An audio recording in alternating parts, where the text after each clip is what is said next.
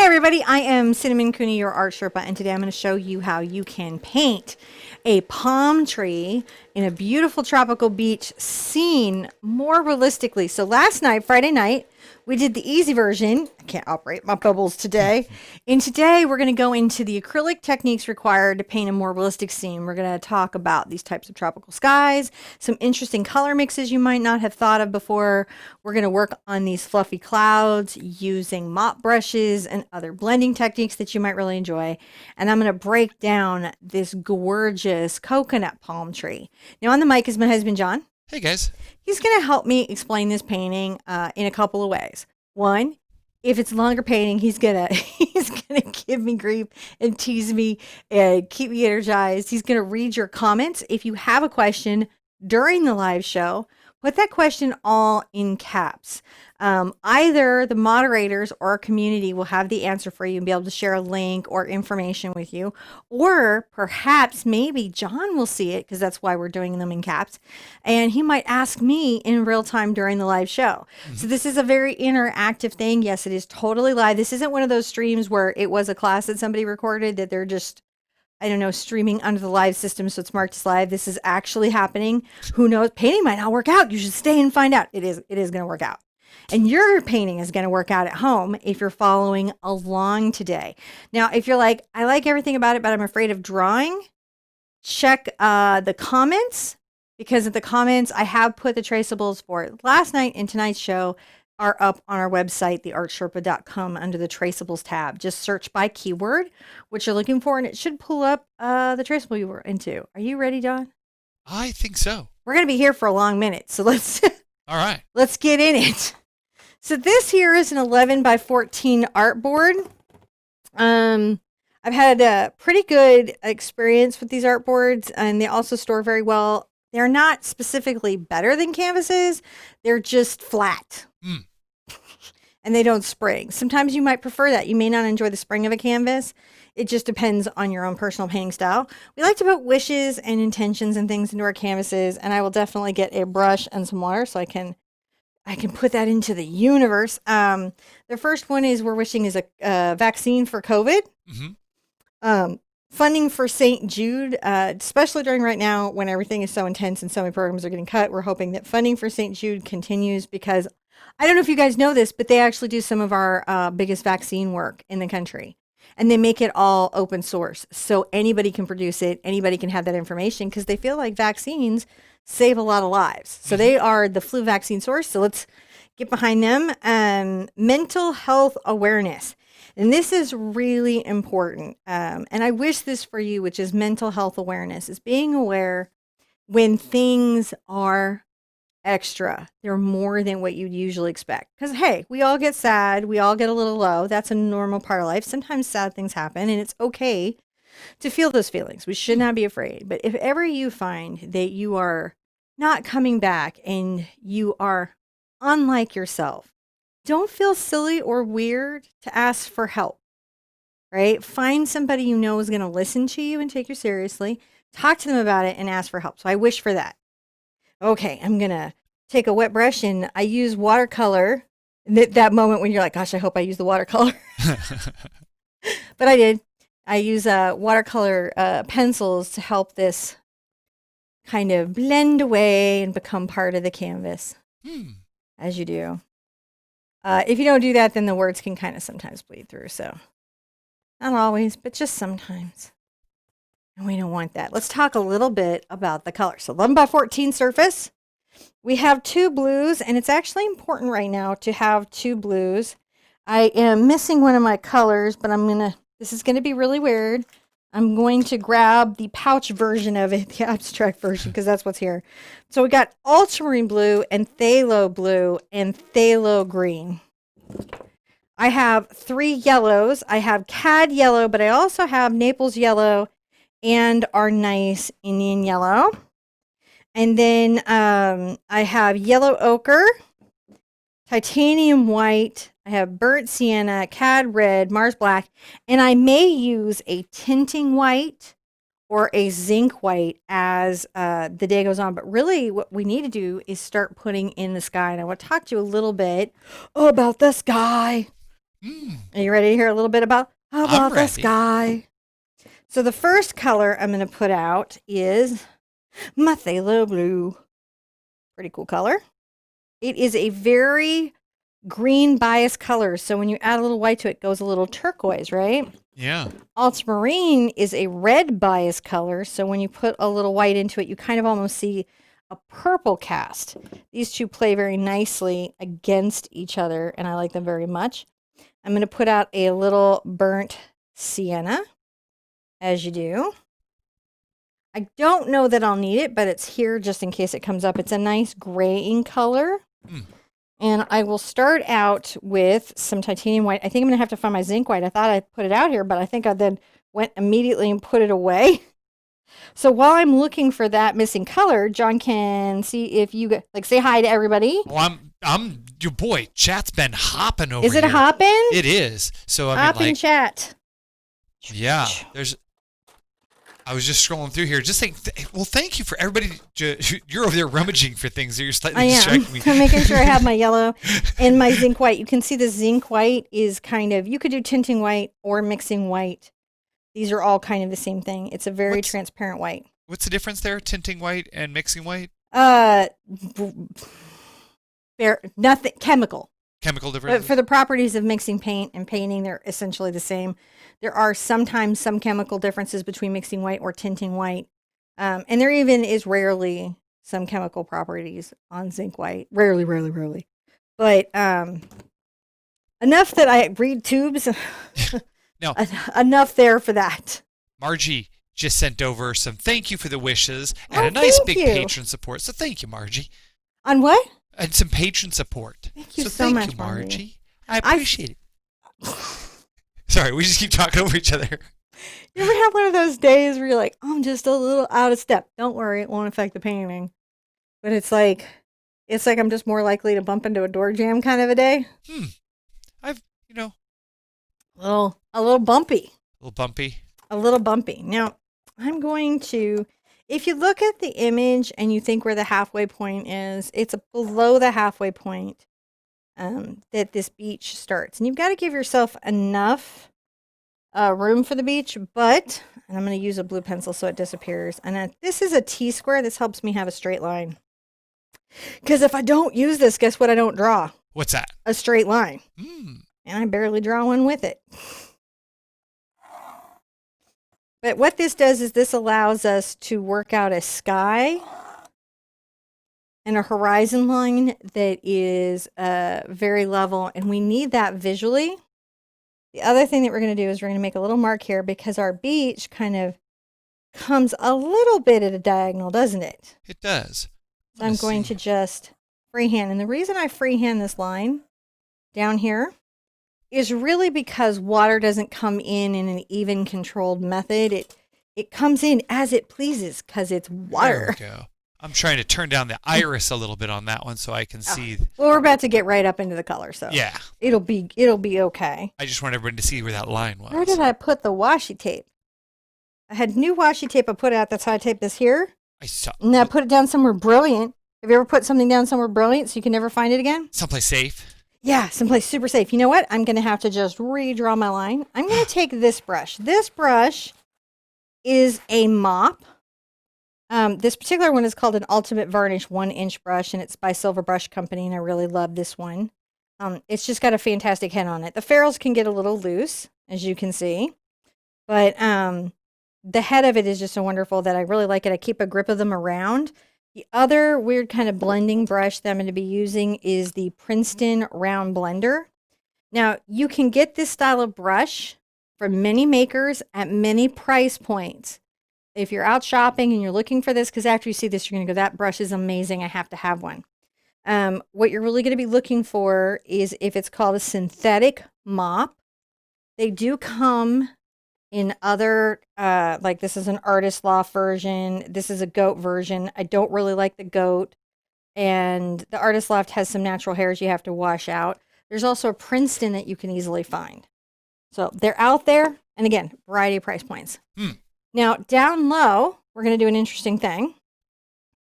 I'm going to get my brush a little wet, and I'm going to go ahead and get some white onto it. turn that back up a little. Right? Yeah, turn back up. And I'm going to brush a couple inches of my pure white. And you'll notice it even starts to pick up the watercolor pencil. And that's why the watercolor pencils are kind of nice. I'm going to come in and get just a smidge, I say, of my phthalo blue, as you do. I'm going to come up here, and I'm going to loosely brush this across here. And you'll notice that I kind of will curve strokes. I'm not trying to make an kind of even, uniform coat of paint. And the reason is because skies generally, thanks to clouds, things, especially out here, will have some multi-tonal aspects. I do want it to be light and everything. Now, as I go up here into the top area, I'm going to just barely get my brush wet. The trick with this type of brush is to not let it be too wet. I'm going to take a little bit of my phthalo, but a lot of my ultramarine. And I'm going to paint the top with my ultramarine blue. You guys see that? Yeah. I haven't rinsed out.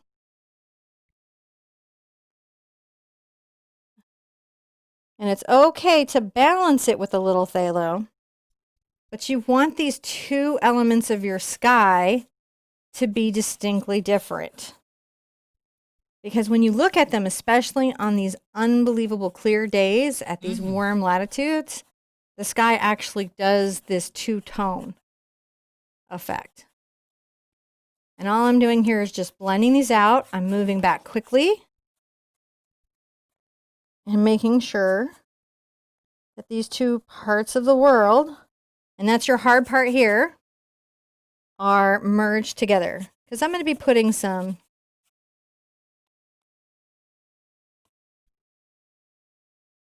and I can use actually less paint with this brush because the brush kind of works it into the canvas if I want to. If I need to blend, I'm going to come here, I'm going to dip in, get the extra out. See, I'm using the paper towel. Mm-hmm. Okay. And then we're going to go like this. And look, we can blend these two edges. I can't do this once the paint dries.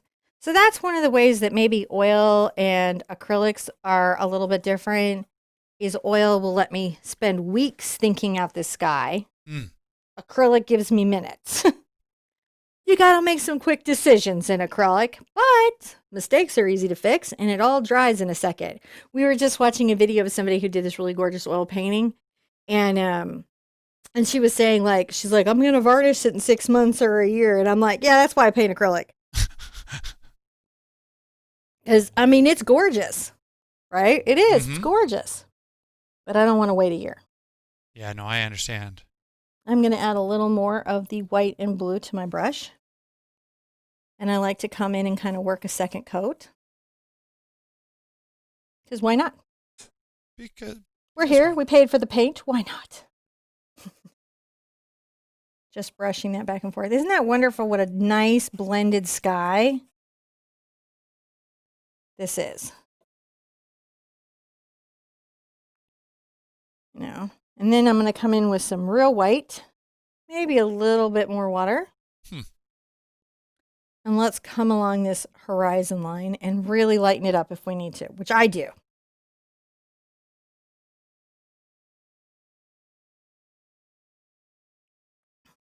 So that's very light and airy and kind of wonderful. Now, I'm going to also come up here and do a second coat on the top part of the sky. Okay. And that's just to make sure that there's some depth before I start adding clouds. And as you can see, that definitely, that second coat always adds a little depth. Depth, depth, depth, depth. What do you need? Depth. More depth. More depth. More depth. I'm going to love painting these clouds in today. Yeah. You guys looking forward to painting in these clouds? I certainly am. I get to watch you do it at least. Sounds like, yeah, for me, it's just fabulous. Let's start putting them in before it completely dries. I'm going to wipe off my brush and I'm going to get a lot of white. And let's come up here and just maybe even start thinking about, we've got lots of layers, but I can begin to put in some of these cloud shapes. Isn't that fun? Yeah. You can see the brush blends right in. Now, this is a very even, boring shape. I don't have to keep it exactly kind of even and boring. I can be more interesting with my clouds if I feel like it, which I always do. It'll be somewhat the same, but you just can, be a bit more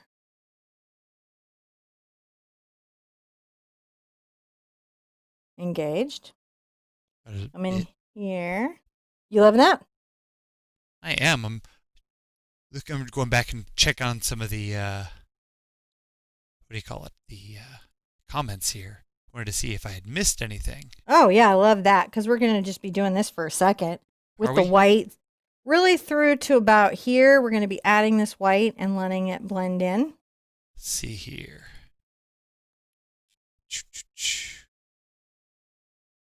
So everyone's really enjoying seeing these come in. Wow, we've got a good crew of people here today. Nice to see everybody with us. I love a good crew. Now, you said this would be a 3 hoot. This is a full 3 hoot. Now, are you expecting it to be a many hour 3 hoot? I think what's going to make, it's time, I think, on this one that will make it a 3 hoot.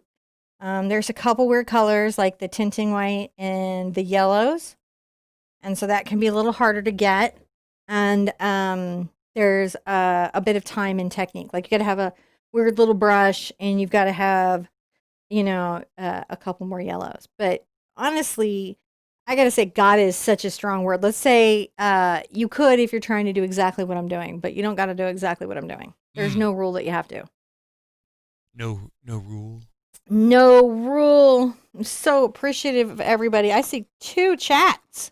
Yeah. I see 2 stickers. Oh my gosh. There are. That was just scrolling up to see what we got going on there. So I'm going to take a little of my 2 blues together. So looking up here, it appears Katie says, "You guys rule the school. Wishing I could watch this one.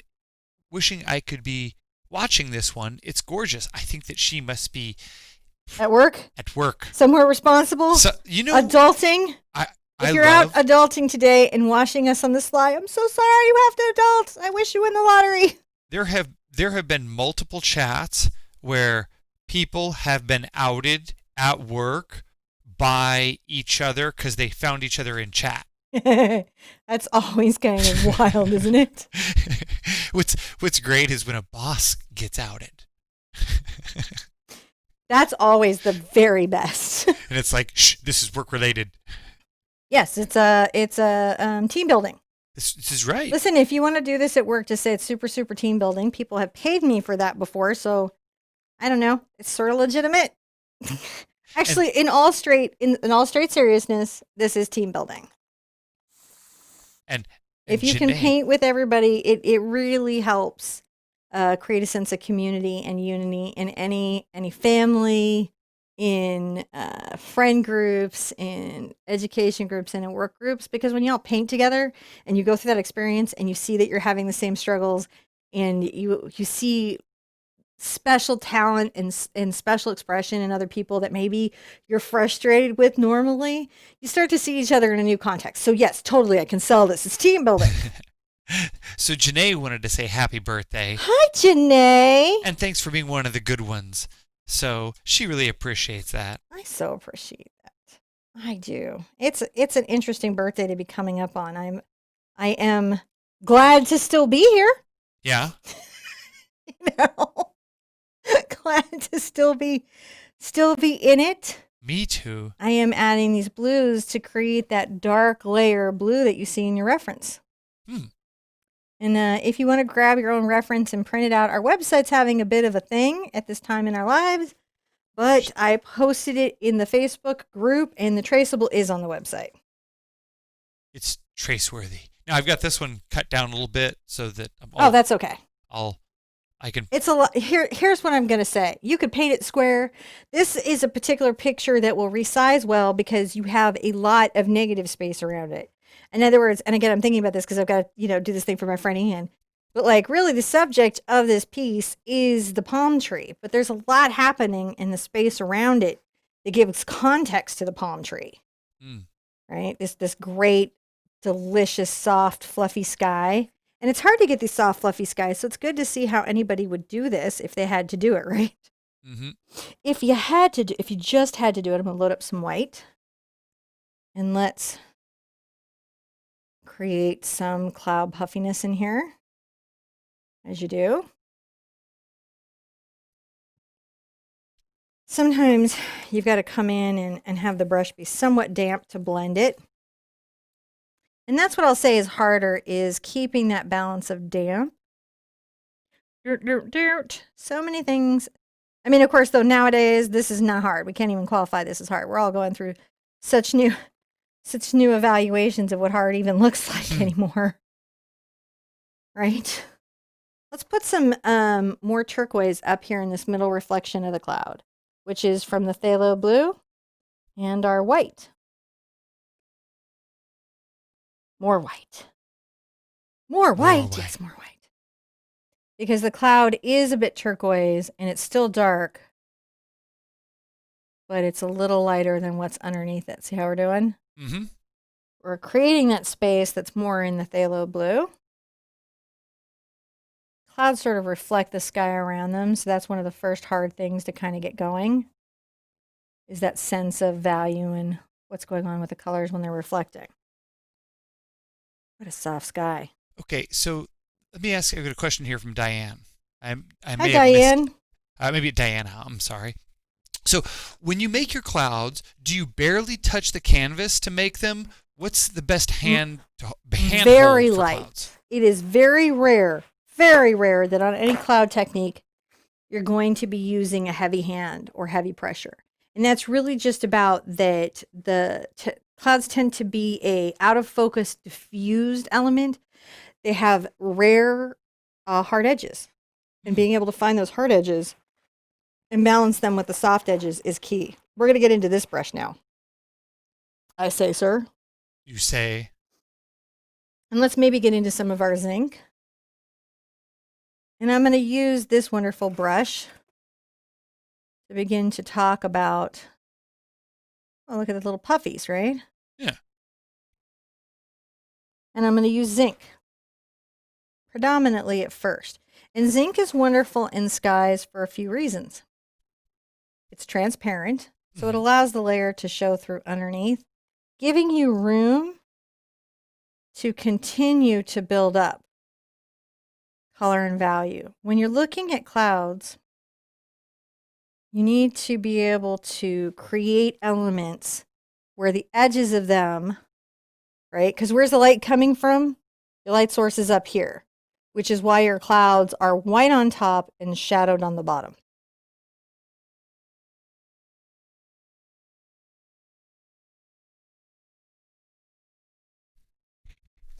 Let's just do this for a whole long time. Just do this. Just make clouds. Yeah, we really need to. You can also exaggerate some things. You can create some little fluffs that maybe come out a bit. So you don't have to make them as solid as they might appear. You can continue to push these edges a bit. Mm-hmm.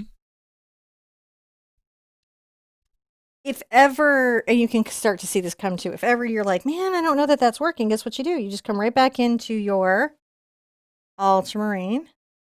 It's a little too strong in it, but come back with some ultramarine and some zinc, and you can just push that back, see?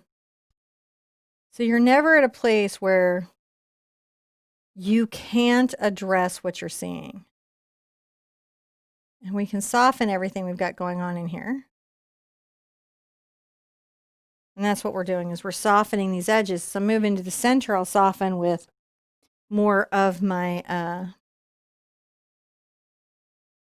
Now, which white are you using there? I'm using the zinc here. The zinc white, okay. Because it's a little bit transparent. Right. I just want to make sure, because I was going to say, that's really, how do you get it so transparent?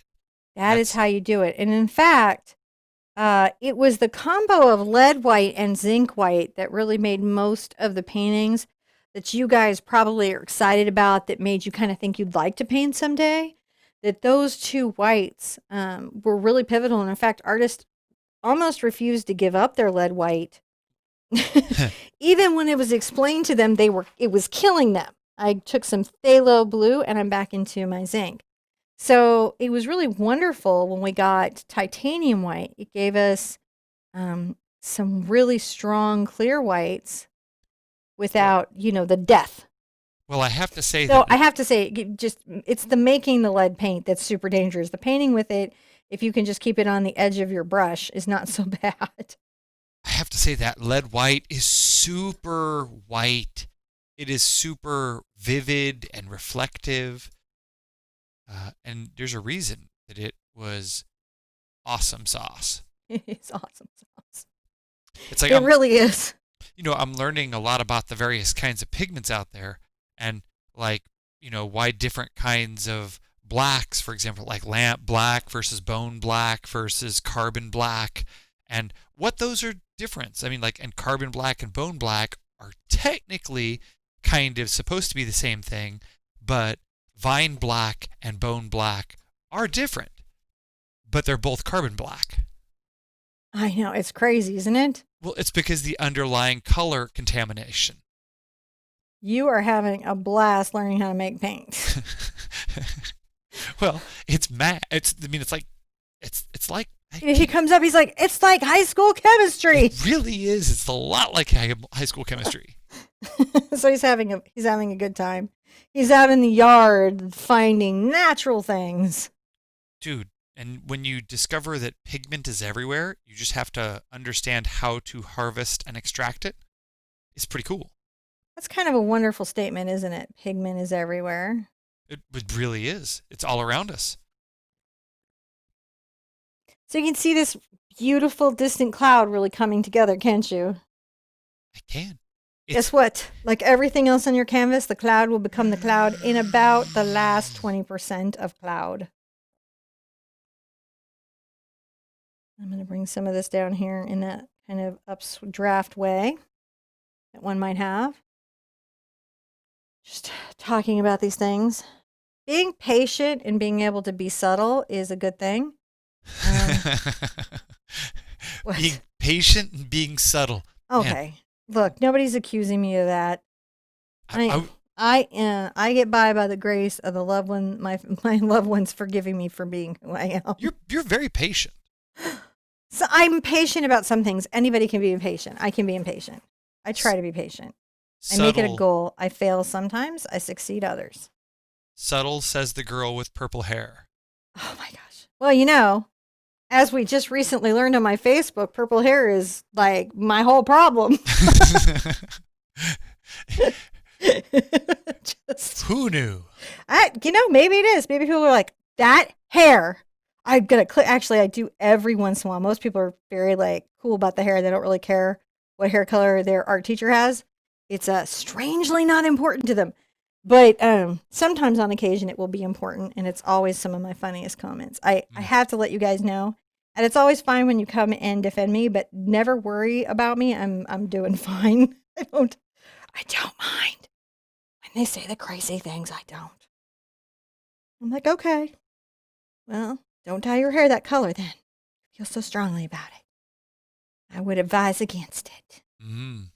If you feel so strongly about a woman of a certain age with a hair color, well, then don't color your hair. You just sort of decided to wander off there on the beach for a moment. Did I wander on the beach, or did I just wander mentally on the beach? I think you mentally wandered on the beach. Well, I'm always wandering mentally, aren't I? This is true. This is why you did so good in school and have such good art skills. Because I wandered mentally on the beach? And drew pictures. Honestly, yeah, that actually might be it. I did struggle for a bit. Mm-hmm. I might have worked on my art skills just a little harder than my math skills, as anyone who's watched me count back time zones, because apparently I can't count back 4 in my mind without doing it like my kids are doing it. Oh, that moment when you're like, oh, give me a second. So let's kind of go in, and if we can zoom in on this a bit and say what we're trying to do here. So what we're starting to find is we haven't put in our highlights yet. We're putting in our blended values. These are our blended values. And we're creating some shape. And we'll make all this pop with some highlights, but it's really important to get these subtle little elements in. I'm using my most transparent white, and I'm doing that so that I do create light spaces, but that they pick up the paint underneath or they show through, and they're not lightening it. If I put white on here, it would just look like a big cotton ball. Cotton balls are awesome. And clouds do sometimes make them, but even when they do, I tend to not paint them that way because then everybody disbelieves the clouds. See how we're getting it? Mm-hmm. Do you guys love this ultramarine phthalo sky thing? I'm going to stand back and look at this for a minute while you guys take it in as well. I like it a lot. So what's wonderful about this is we're starting to get those low values, but clearly we're still not into the upper values of where the clouds are yet. You have your low because they take tones. a minute. That's the 3 hoot. I now, if there's like a cloud like this going on at all, I just up it to a 3 hoot. I'm like, no one is. If I say 2 hoot and we have to do this, people come for me later. They come back and they're like, you ain't cute. Just saying, you ain't cute. I'm going to come down and put some little puffs down here. Hold on, where are you putting puffs? You're moving around. I am. I'm going to come down here and I'm letting the cloud up top kind of dry a bit.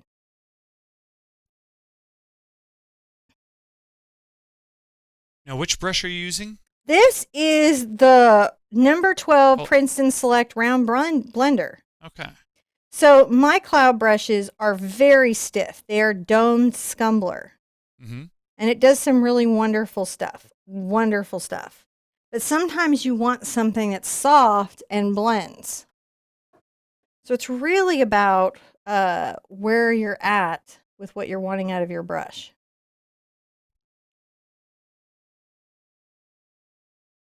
And for this guy, I feel like this brush was best. So I used it. So you picked it up and used it. I just crazy like that. Crazy like a fox. You know, and I'm putting these low clouds down because often on these beach scenes, there are low clouds. Now, am I going to make maybe more interesting clouds? Sure. I mean, not every cloud deserves to be painted. Sometimes they just phone it in. Just saying. All right, Sky, I'm coming back tomorrow. You just gave up on this one today. Try harder tomorrow. Sometimes you know what? Sometimes they do. Like if you watch that poor Manet painting, you know, bales of hay again and again. Right? You just feel so bad for him. You're like, dude, that's so uncool for you. I feel bad. He really likes the hay. Yes. So it's looking pretty good. And they come in with a little white and blue again, but quite dark. A little wet. And again, it's about finding that balance of how wet.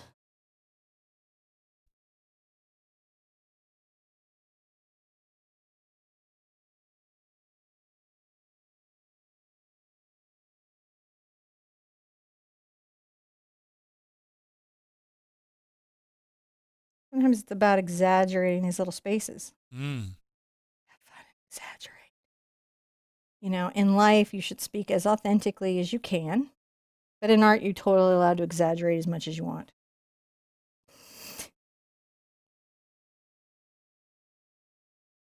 So, that's an important thing to think about. Now, for someone who's just joining us, we tend Hello, person who's just joining. Hello, new peoples. All the new peoples out there. Mm-hmm. And aliens. You're welcome to join us from other planets. We welcome you too. And I think that does YouTube broadcast into space? We're a very noisy species. I can't imagine that this isn't radio broadcast through, some RF frequency. I mean, it's Wi-Fi broadcast for sure. So, I mean, it's out there. This noise is being broadcast out. At least, anyone who's pointing any kind of radio receiver at our planet would hear it.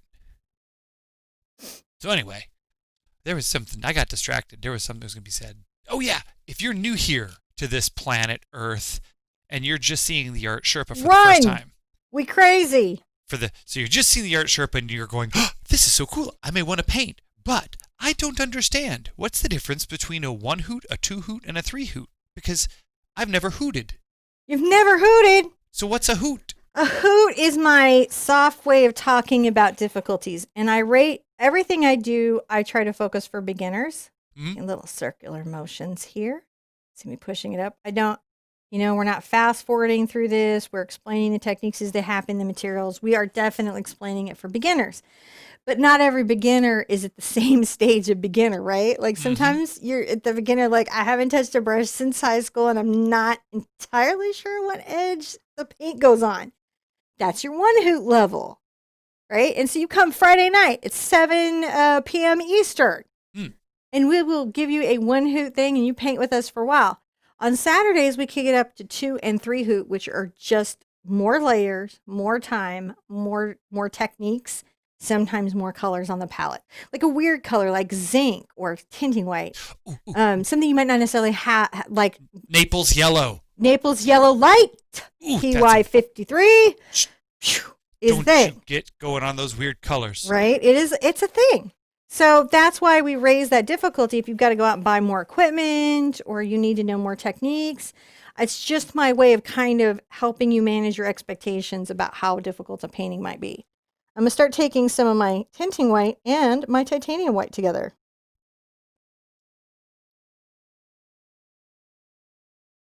I will still get a little bit of the, maybe make some stronger conversation pieces. Picking up some spots in the clouds. So we're just shading all the updrafts. What are you shading? Oh, the updrafts. Up the updrafts. The updrafts. You know who likes the updrafts? Huh. Is the birds and the thermals. Well, sure, birds like it. Because they get the updraft and they'll have to flap their little wings. So Susanna. Hi, Susanna. She's getting ready for work. Aha, wonderful. And she says, just wanted to say thank you guys for an amazing stream. Your videos always put a smile on my face. Thank you. Thank you, Suzanne. And Karen says, thank you for making the learning fun. And I have to say thank you guys. We appreciate it. And, I'm going to put some bubbles on in the background for you. Put some bubbles on. Bubbles on. Texas snowflakes. There they go. They're now bubbles. You can't see them. They're behind you. There's like this wash of bubbles all behind you. It's quite amazing. It's really quite breathtaking. So see how we're building up some really wonderful clouds?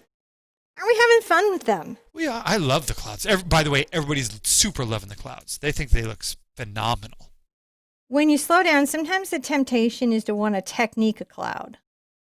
And what I mean by that is you use a tool like a sponge or a brush or something that just kind of gives you a little stroke that feels like a cloud, little finger. You just kind of do the shapes. And that's awesome. I love to technique a cloud. However, every once in a while, it is good to step outside of that and just paint what you see. Paint the value, paint how light and dark it is. Try to see all the subtle color changes and where the hot spots of light have hit. And, how little of a cloud is actually white. Very little of a cloud actually ends up being white. Well, Tammy just pointed out one of the coolest things that I had not put together. And when your daughter finds this out, she's just going to love you even more. What'd I do? Okay. Well, you were born on Canada Day. I know.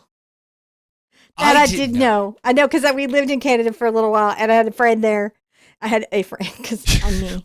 I had a friend there. And hi, Tracy, if you ever watch. And I remember when I'm like, I don't really necessarily go out on my birthday. We don't talk about it a lot. Neither one of us. Yeah. And, it's like an uncomfortable one. I started out life as a Jehovah's Witness. And then even when I'm not a Jehovah's Witness, I just never got into that birthday habit. Mm-hmm.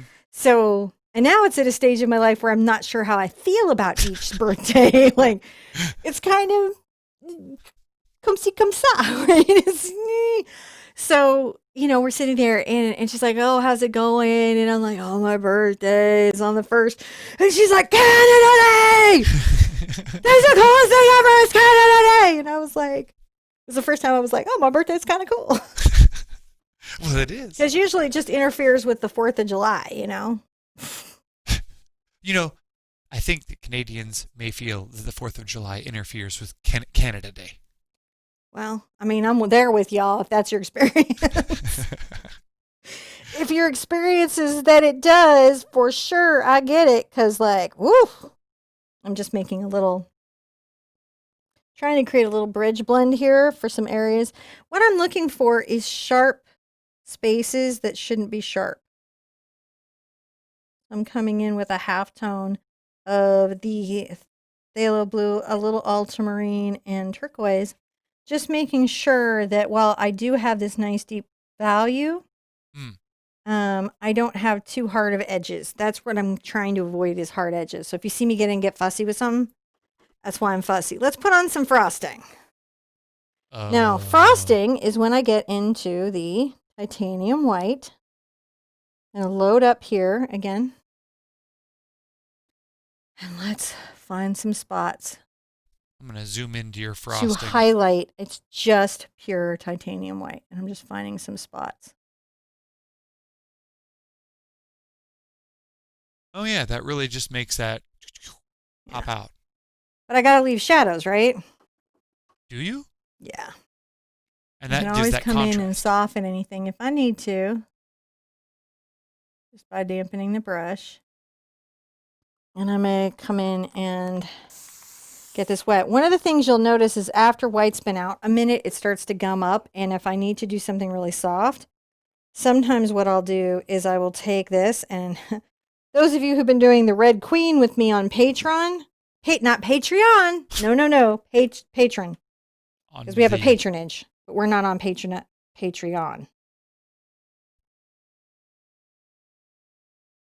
What is that? This is the coolest thing that if you can find it and get it, I highly recommend. Okay, so in acrylic paint, there's some products called retarders. Retarders slow the drying of acrylic paint, but pure retarders, which while awesome, can be really problematic if you're new to painting because if you get the mixes off, the paint won't dry. It can really just make your painting harder instead of easier, but it does slow down the drying time and help with blending. There's also a product called glaze. It dries real fast. It does not help blending, but lets you do transparent sheets of color. This little sucker is gloss glazing liquid, which is the combo of the two. You don't have any weird ratios you have to mix.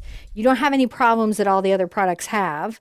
It'll let you glaze, it'll let you blend, it'll let you do all the things, and you can literally use all glazing liquid if you want to, and it will still dry and cure. It is almost the base for their open line of paints. And you'll see here, I'm going to load it up into my brush. It's going to keep the paint from drying as quickly. Hold on a second. It's going to help the paint flow out.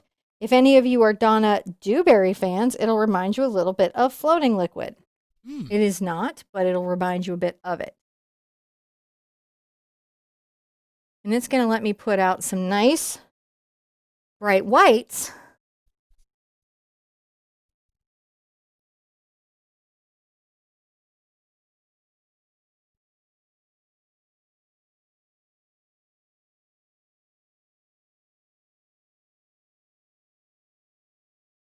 So that's a very good question.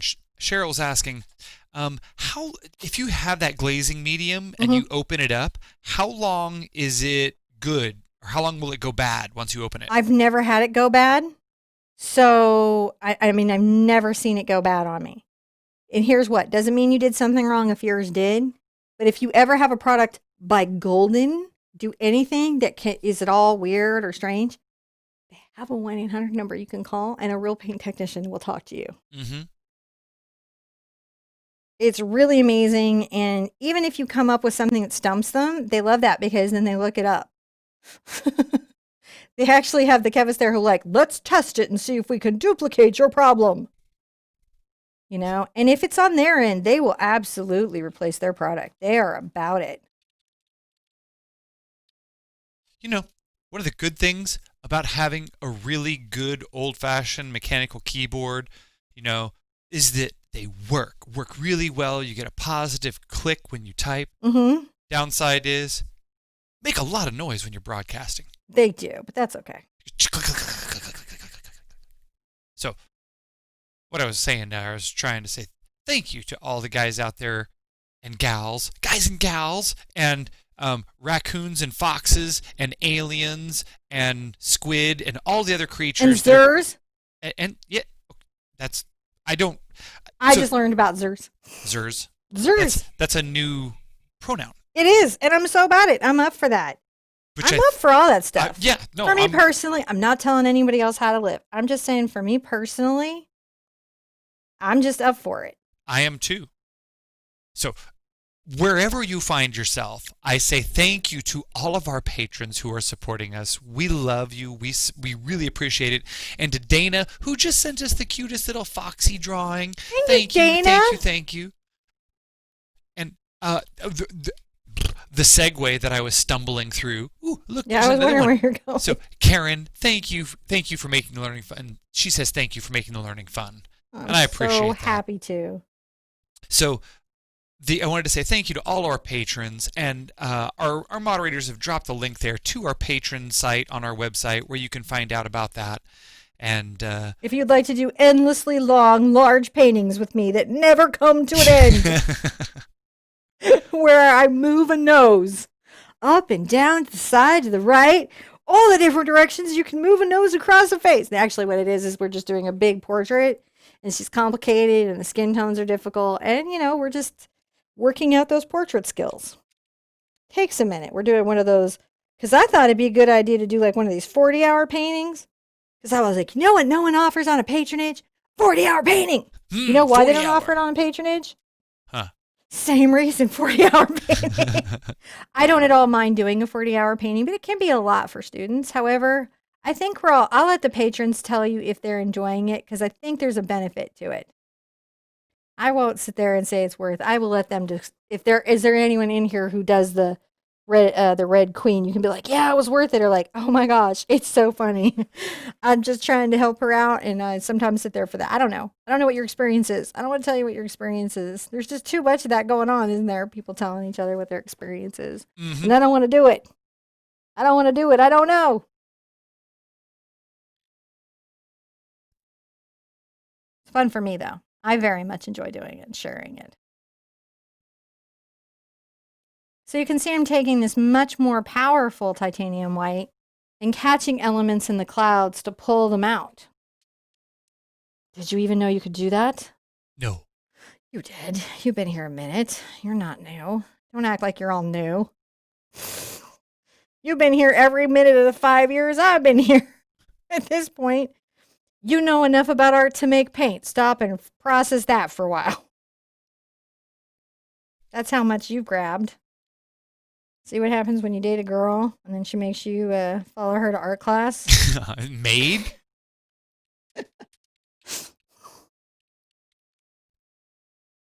So, no, that was actually, I have to say, oh, hey, Patty. Thank you. Hi, Patty.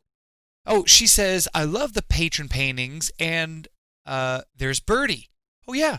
Birdie. That's right. We do Birdie. So we also kind of sometimes do nudes and figures, and Birdie's kind of a pin art piece that's a little bit inspired by Hildy. Mm-hmm. And so if you're familiar with that, and she sometimes shows up and does things. Whatever comes to mind. You got to love your life, right? Yeah. So you see me just working this glazy medium, and that's me just finding these little moments.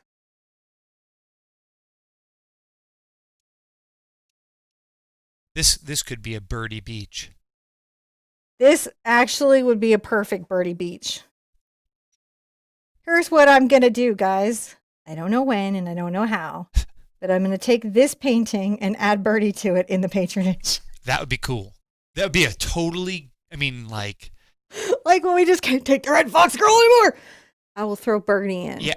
And actually, I would really love that because it would go with the pool decor. I have a use for this painting. It's going to hang in the house. Oh, because it goes with the pool decor? Why? That's really interesting. There's a good question. Angie was asking, what's the difference between Patreon and patronage? Well, patronage is a system by which people support the arts, right? And this goes directly to me, the artist. So Patreon is a platform that allows you to support artists. They take a percentage and they sort of gateway that experience. Yeah. And so we don't trust them. Not yeah, for any reason. We don't actually have like a reason. We just and don't. and just yes, and so We're on enough platforms. yeah, we have our own website that we use, and that allows us to do some things. We can maintain your guys connection to you a little more directly, a little easier for us to send you guys, give you access to things on the inside, and it's just we found that it was a better process. So for us. So you can find that on links in the description down below. Oh, let's see here. What's the difference in your soap, Cinnamon? Oh, wait, from other soap? Before we get to the soap question, let me go back up here. Okay. Could we use titanium white instead of zinc white? That question just got bumped here. If we don't have any zinc white. Yeah, what you'd want to do if you're doing titanium white is you'll have to do this by value alone. If you don't have any zinc white. So you would have to make several values of the blue and gray and just keep working it. Okay. Is it doable? Of course. It's totally doable, of course. Never feel like you have to have a thing. Not the thing. It's very useful, and I like it, and I do recommend it. But you can do a lot just by mixing different shades. Now, don't feel like you can't. What's the difference? I'm just going here, doing that. I'm sorry. Go ahead. What was that? I'm just coming along these little clouds and kind of trying to make them, playing with them. I got more questions for you. I have more answers for you. All right. So Cheryl's asking, what's the difference between the bar and the tub of soap that we make? The bar is the pure soap, and in the tub, most often there's a loofah. Yeah, the tubs have a loofah, and the bars do not. And just depends on how you use and clean your brush, on which you prefer. Kim sent one of my favorite stickers here. Hi, Kim. Thank you. It's the little lemon that jumps up, and the lemon head that jumps up and down with the heart. I love the lemon head. I love the lemon head. I love the lemon head. I bubble lemon you. grab. I bubble you. There's bubbles behind you. Ah, bubbles. I love bubbles. It's creating these. So thank you guys. We appreciate it. We really do. Lots of ways to make clouds, but this is the fussy way. Scroll back up here. Do you love these or what? Doesn't it just look like that perfect beachy cloud? And you might wonder, how long can I do this for? How long can you do this for? As long as you want. You could spend, in all seriousness, I'm taking pure bits of white. You could spend a little bit days on a cloud. My mom once spent a whole mass of years and time and months on a cloud. So it took her a minute to find it, is all I can say. I thought the painting was magic and the weather was changing on the mother in full horse. Oh, yeah. While I was sleeping. When I was a kid. Your mom is magic. What she paints is real. Talk to those horses. It probably messed me up.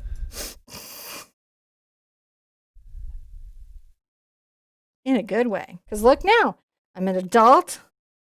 I'm coming up on a huge birthday and I still have purple hair. People like, grow up. Dude, if you don't think it's happened by now, when do you think it's going to hit? Okay. So, couple good things. Couple good things. Let me go back up here. Question. Joy was asking, would the loofah be hard on your watercolor brushes? If you scumbled across it, but if you gently went across it, that's why it's a loofah, is it won't break your filaments or your hairs. Because it softens as it wets. Same as on your skin. The loofah breaks down, you don't break down. There was requests for Birdie beach towels. So there is a Birdie beach towel in the Teespring store. They were there. You can just thank Patty Hoffman because she asked for it, and that's why you guys have it. Because I was like, I literally will sometimes make a Teespring store something for just like one person. Which I don't think is how you're supposed to use your Teespring store. I'm tapping up and down, trying to create some of these little shapes and values. You guys can see that. I feel like I'm getting there. Do you guys feel like I'm getting there? I Yeah, feel I pretty think good you about do. this. I'm happy about it. I'm happy, happy, happy. Happy, happy, happy, happy, happy, happy. All the happy, happy. Patty has the birdie towel. Patty has the birdie towel. So if you like birdie and you want a beach towel, are we doing birdie in a patron something? We might. With all this birdie talk, I guess we have to. I think we have to now. It will be. I love the ASCII art that's coming through, by the way. There's lots of wonderful ASCII art that's been coming in today. I love ASCII art. All right. I feel like we got some cloud feeling afoot here. Some nice blends. I could be here with you guys, seriously. I could do a cloud painting that went 12 hours. You really could. And I would be like perfectly happy to have that going on. I'd be like, yes, it's cloud painting, last 12 hours. This is a long handled brush. This is a ruby satin number 8. As I have mentioned before, this is also a ruby satin, and this is number 20. A number 8 in this brush is a teeny tiny detail brush. So if you're buying short handles or long handles, realize even in the same brush line, the sizes may not reflect by the number. It's all crazy. Just go, it's all crazy. It's all crazy. It is all crazy. I need my coffee microwaved. I'm going to put out some green. And some yellows. How are you guys doing? Can you microwave my coffee, babe? I will work on that. Or should we do a pee break? Is it an hour? It's up to you. We are at 56 minutes. Oh, let's do a pee break. It's perfect. Is it? We're coming up on the hour. It's a great time for an intermission. If you're painting at home, make sure that you're straightening your neck and stretching your shoulders and that you're standing up regularly and that you're doing good self-care. Oh, yeah. I have put out Indian yellow. I have put out cadmium yellow. Added phthalo green. I still have my burnt sienna, which I didn't really need for the clouds at all. I'll probably keep it for the palm tree. My phthalo blue and my ultramarine blue, titanium white, zinc white, and glazing medium. I'll see you guys back after the pee break. Are we? Is that what it's going to do? We're going to be right back. Just be right back.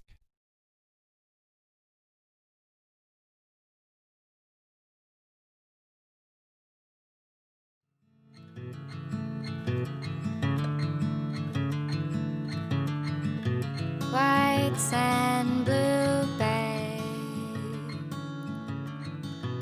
hand in hand, slept there for days. Light wind, gray haze, eye to eye, we parted ways. Meet me under the ocean. Save me from surface rejection. Tell me you crave my affection. Forever be waves of my ocean.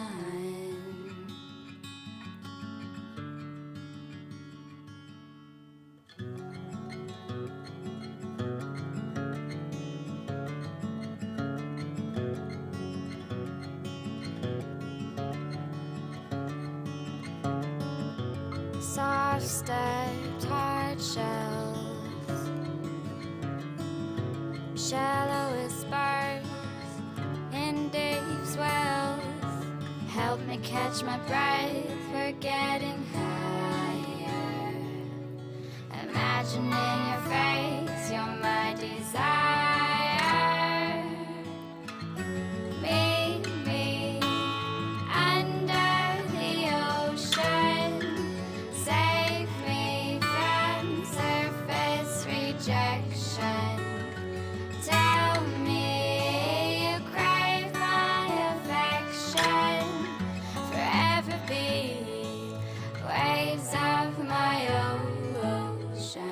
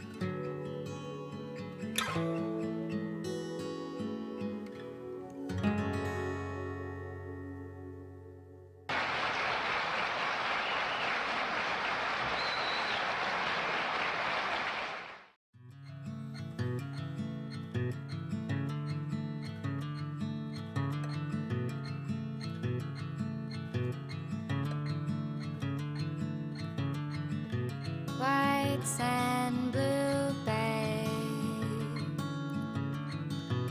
hand in hand, slept there for days. Light wind, gray haze, eye to eye, we parted ways. Meet me under the ocean, save me from surface rejection. Tell me you crave my affection, forever be waves of my ocean.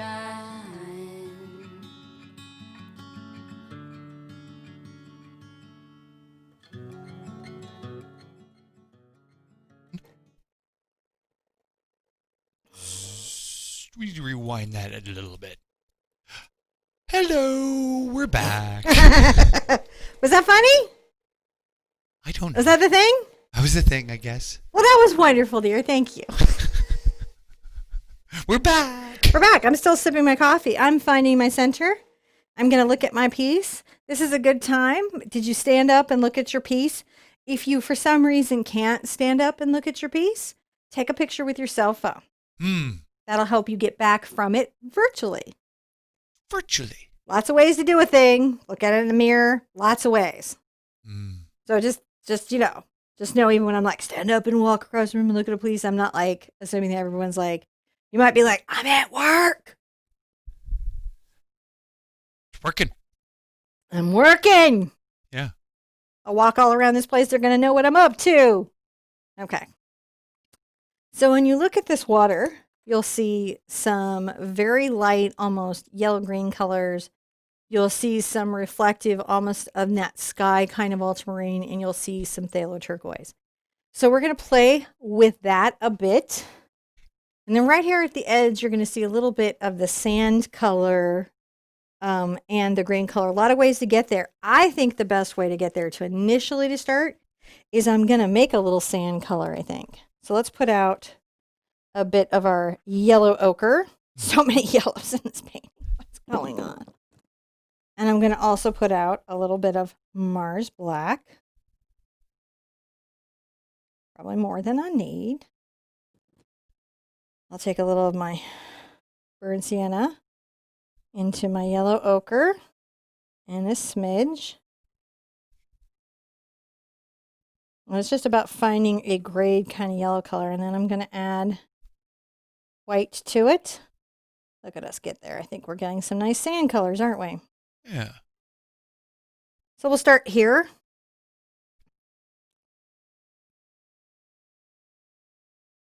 Oh.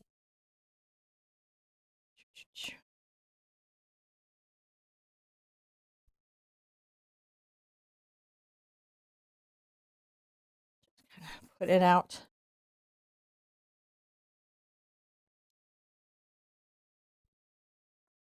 I may even want to lighten that one value. It's a little dark.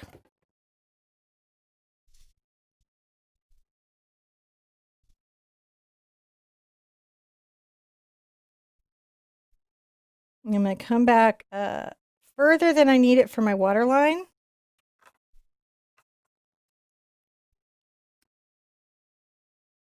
Further than I need it for my water line.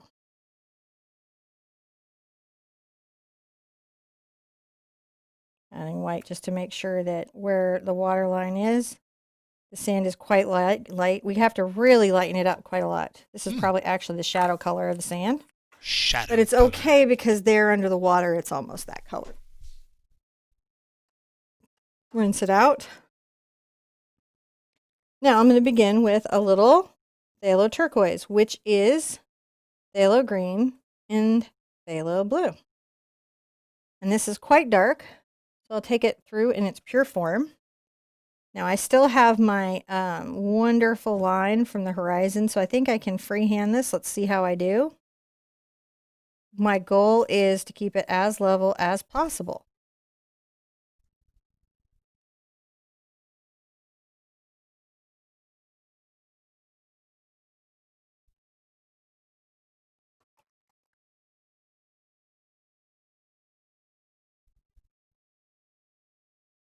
Like I feel like I boo-booed there, so I'm going to clean it up. Might not have boo-booed as bad as I felt, but it bothered me, so I fixed it. We all have things that will sometimes bother us in a painting. And I'm probably in the way of John right now trying to get the straight line. You're doing okay. So there we go. We have this nice kind of background space. Now, as we go forward, and I really love, if you're in Australia, this is your Australian sienna and your Southern Ocean blue. I really, really love Indian yellow in with, isn't that great? Making sure there's a blend here.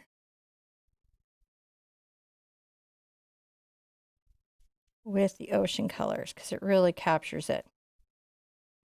If you need to, you've got this wonderful blender just sitting here, right? That's small and controllable.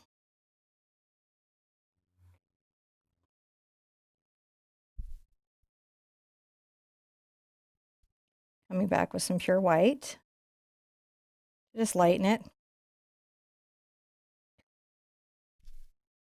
Love playing with the water. Water is also a lot of fun to do. Just a lot of fun. That was the zinc. So the great thing about the zinc is it will do stuff, but it won't do it so strong.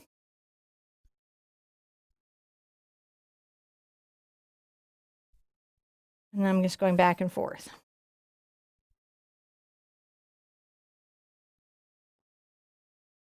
I'm going to keep coming forward with a very light version. Have a little more turquoise into it if you need it. Use my glazing medium so it flows. Of this beach kind of watercolor, because this is the harder one to get, right? Uh-huh. And then we can easily come back with our darker value.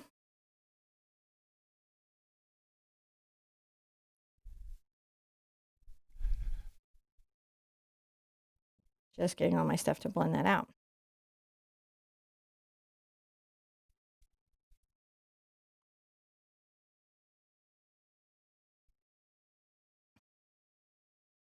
The sand color, I might actually even bring back in here. And look, I'm going to blend it in a bit into the water. Can you guys see where I'm doing that? Mm-hmm.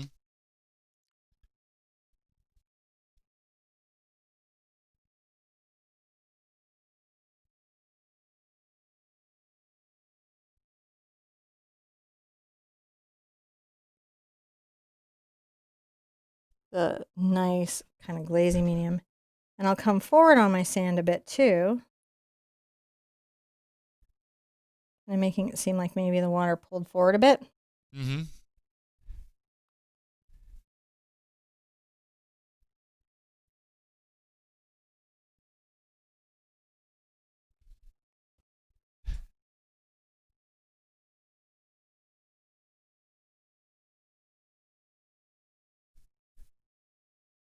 I don't know if you're hearing it. I am not hearing it. What am I hearing? There's this really loud bird singing right outside the window. Hashtag Shire problems.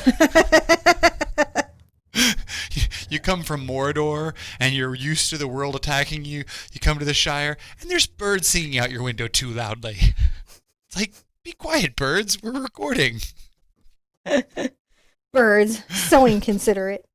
I'm not saying that. Please don't write me an angry bird defense. They're fine. It's just I'm surprised. Birds are okay. Just right outside the window, just having a song. Birds like to have a song. They have a song in their heart, don't they? The birds. I'm going to go ahead and kind of get back into maybe some of that kind of sandy color, as you do.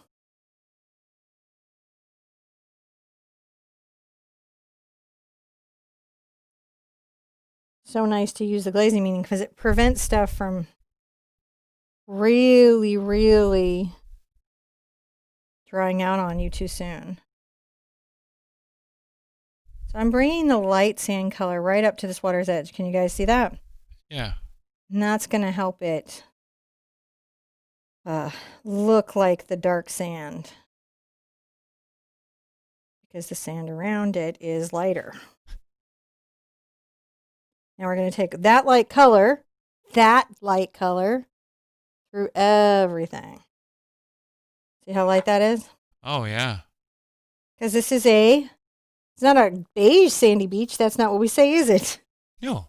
What do we say? It's a bleach blonde sandy beach. We say a white sandy beach. White sandy beach. Nobody says bleach blonde. Why are you attacking bleach blonde? I'm not. Because Saying. I wasn't attacking. I just thought it was like... You're like, wait, don't throw me to the mysteries of the internet. Because, no, it's bleached sand beaches. Bleached sand beaches. Yes, they are bleached sand. Yeah, so isn't that wonderful? Sun-bleached sand. So now we've gotten into that value. And sometimes that value for the sand is kind of hard to get, isn't it? Yeah. Sometimes it is a challenge. Look, just because I didn't grow up in San Diego and I don't have ocean speak down doesn't mean that I'm willing to go out there and swim in the ocean I and think die you're by a shark. underestimating the nerd I was. By the way, or how badly I burned. I don't do the beach thing. You don't do the beach thing? No, because there's sharks out there. He does. He really hates the sharks. Because they're like everywhere. I was never like woohoo sharks, but his like level of shark issue is so deep. I'm gonna come along here. It's not an issue. Just we have very established rules. Sharks try to eat pretty much anything in the ocean, and I don't go where sharks eat things. Just brushing this back and forth. Yes, you don't. By the way, I love my husband. There is no need to write me a thing. I know when he's kidding. That's okay. You're never going to get Cinnamon to walk on anything more than a foot off the ground. No. And also, I'm afraid of sharks. Everybody's afraid of sharks. Well, except that one lady who's the shark whisperer, but I think there's something essentially wrong with her. Is that the lady? No, that's not the lady who's been like bitten 40 times by the shark. And she's still like, no, they're just nice. No, they're not. They're predators. They're awesome though. But like in the ocean, far away from my boogie board. That's what I have to say about sharks. I need you to be far away from my boogie board. So I'm going to take my green and my ultramarine, interestingly, together. Kind of a fun color. More to the ultramarine. And let's see if we can't. And I'll get some glazing medium into this craziness. Big cat people are like big fish people. No, there are no big fish them. people. Are there big fish people? Big shark. Are there big shark people? Apparently there's somebody out there making friends with sharks. Just that like one person who we are questioning their judgment. Where there's one, there's others, I'm sure. Where there's one, there's others. Shark people. Like that we have no problem with at all until like this moment. And then all of a sudden like the whole world is like, well, you don't like sharks. There's totally Shark Week. So there's shark people out there. Actually, we've done Shark Week. It would not be accurate to say that we don't like sharks. We're just not going to be one of those people that pay for a swimming with shark encounter. No. In fact, I will pay you for a not swimming with shark encounter. That's the beach I pay extra money for, is the shark-free beach. But, donate money to protect their habitats, and which is kind of rude because I'm also not anti-seal. No. I don't want to swim with seals either.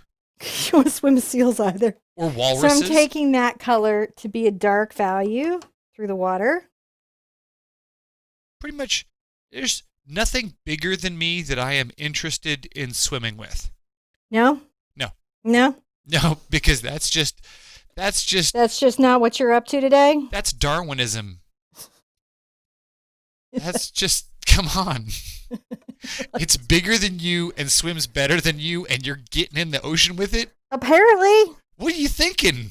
I wasn't thinking anything. I'm not in the ocean in this fantasy that you're having by yourself. Okay, what's the... First of all, so many reasons I'm not in the ocean this week. Swimsuits, not in the ocean. Sharks, not in the ocean. Back to swimsuit shopping, not in the ocean. Sharks are really low down in the reasons why I'm not in the ocean this week. I'm making some more of that soft green and making sure that this has got some nice watery transitions. I'm also getting to a place where the ocean isn't heated. So It's less likely to have me get in it. You're like, if it would just be conveniently heated, I'd be more likely. I'm getting back into my bright, and I'm making a very light color. Very, very light color. Hopefully it's light enough to, oh no, it's too yellow. It's always sort of fun to play with it. But you got to make sure that it's the right color. Let's come across here.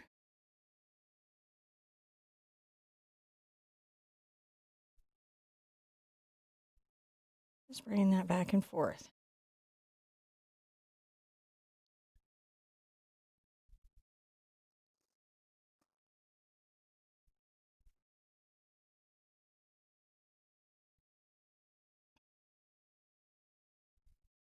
It's nice sometimes to balance out a few little light spots, dark spots, even in the light water.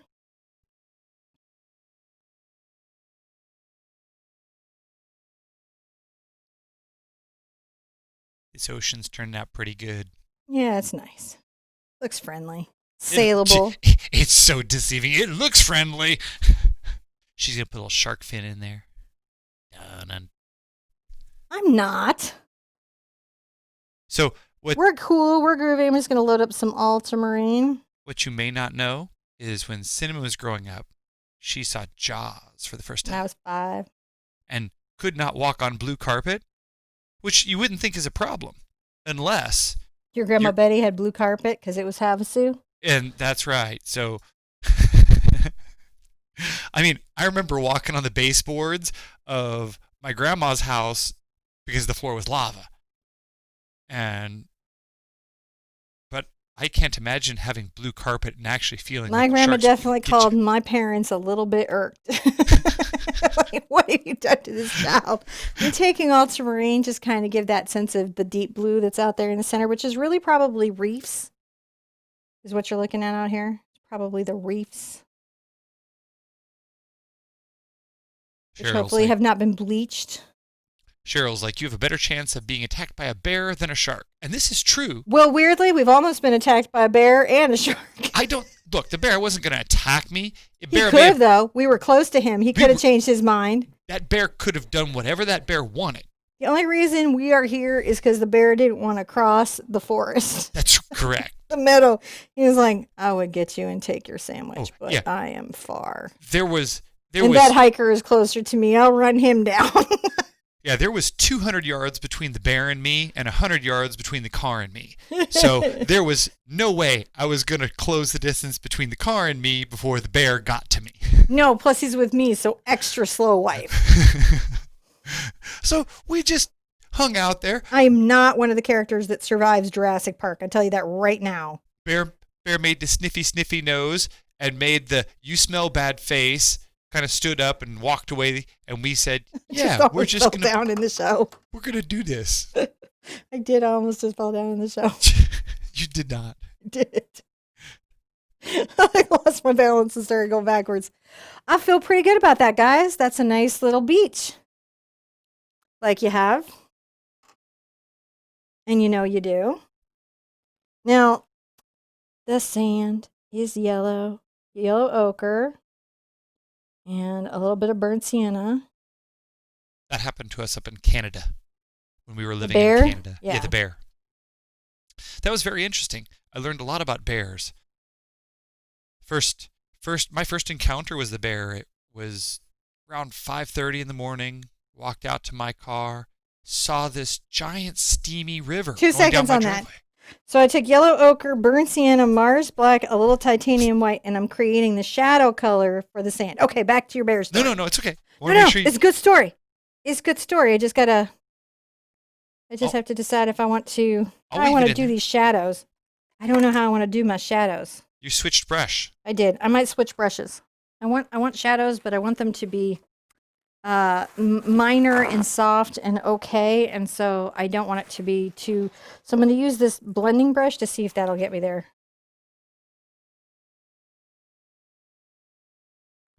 And it might not. You may have to switch again. You may have to switch again. I refuse to switch. I'm now into this brush. What I'm trying to do is make an uneven sandscape. Oh, I was wondering.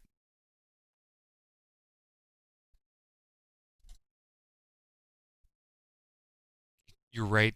Smack. There we go. Just going to use my glazing medium to blend where I can. We're just trying to create an uneven sandscape.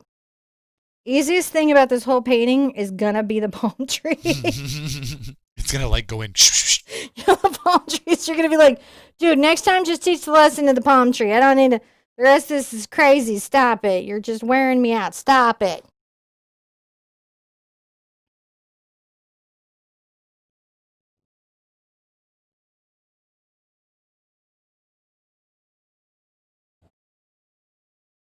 So you're just making a little kind of uneven. Yeah, well, beaches aren't totally even, are they? Now, this is an important place to talk about patterns, repetition. Yes, this is a very good place to talk about repetition and patterns. So, the way the wind collects little areas of sand is not going to have patterns. It's not going to do it. So, you don't want to have patterns when you're talking about your sand, your sandy beach. Yeah. When you're discussing your sandy beach, you're not going to want to have patterns. You think you do, but you don't. I'm also kind of making a curve crisscrossy stroke. It's not a pattern though. I really do break it up. John's got a thing. Notice what I do. All the stuff I do to not have a pattern. If you read Annette Marie, I'm like Zahilus. I'm being smart prey and going unexpected places. 2 people just left. Possibly Annette Marie. You never know. She's an arty person. Maybe she paints with us. We don't know. Never know. We never know. I doubt it. But we never know. Hope springs eternal. Or I used to say Jackie Chan. You got a drunken monkey this beach. Yep. It's funny that I use any kind of martial arts analogies because I don't do martial arts. Well, you did it a little bit when you were in your youth. Yes, I did. Because I was a Power Ranger. Not on the show. For kids' parties, for cash, for art supplies in school. Cinnamon was a professional clown. I was a professional clown. See, my teacher had no idea what they were talking about. What are you, some kind of clown? Well, Apparently. actually, yes, I am some kind of clown. Do you think you're gonna have any work when you grow up? Being this clown? Could be, sir. Could be. Yep, there's a... You guys see how I'm kind of creating that little texture of highlights and shadows? I'm going to get back and look at it a bit. Look at it a bit from farther away. Well, sometimes distance helps. Plus, my vision's blurry, so... Back up, take a look at it. From far away, it's like putting a bokeh lens on what I've got. In the distance.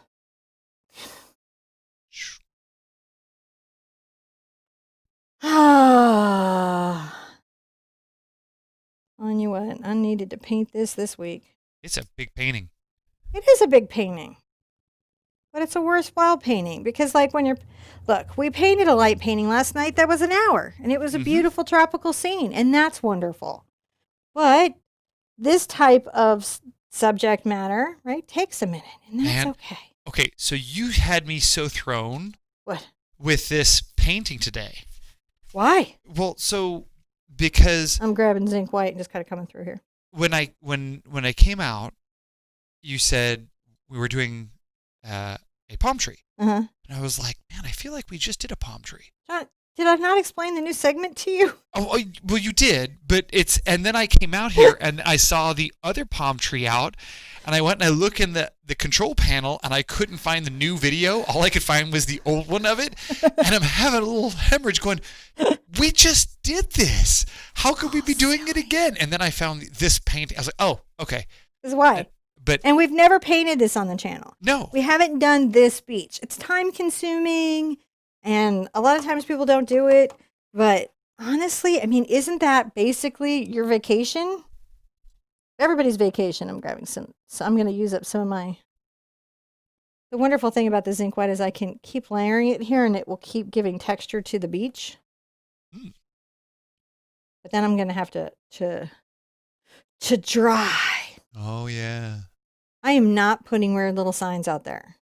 My beach is a private beach. Yes. And it is also a happy island. All the islands lately have not been happy, but this is a happy island where everyone is safe. Everyone is safe here.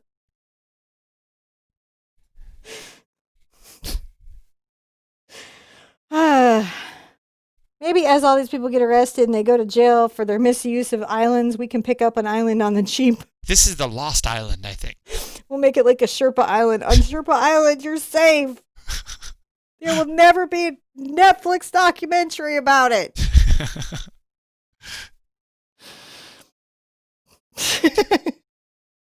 COVID hasn't been good for me. Okay.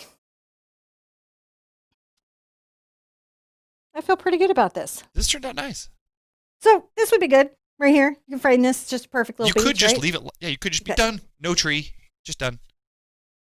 This is pretty good. I mean, like, you could just, or you, But we're painting the tree. if you So felt, I'm going to dry this thoroughly. Now, it might take an extra minute okay, because, of course, I've painted long enough to let my coffee get cold.